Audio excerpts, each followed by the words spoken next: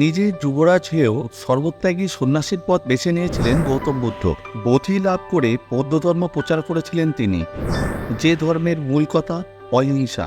নিজের সারা জীবন ধরে মানুষের মধ্যে দয়া ও অহিংসা জাগানোর জন্য নিরন্তর সাধনা করে গেছিলেন গৌতম বুদ্ধ।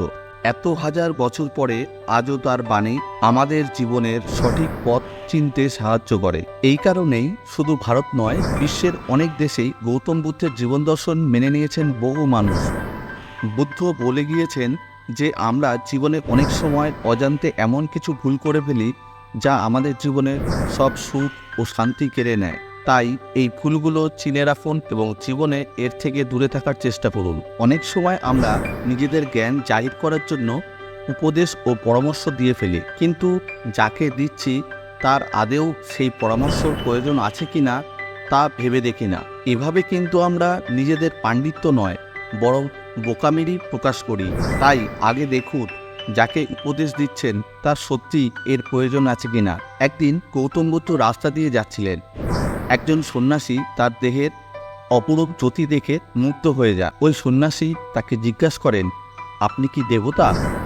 বুদ্ধ তাকে বলেন, না, আমিও আপনার মতো সাধারণ মানুষ, শুধু পার্থক্য হলো আমি জেগে আছি আর আপনি এখনো ঘুমিয়ে আছেন। ওই সন্ন্যাসী তখন বুদ্ধের কাছে তার গুরুকে তা জানতে চান।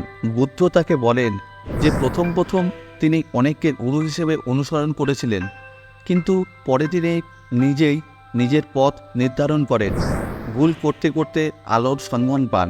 এই কথা শুনে ওই সন্ন্যাসী বুদ্ধকে অহংকারী বলে মনে করেন।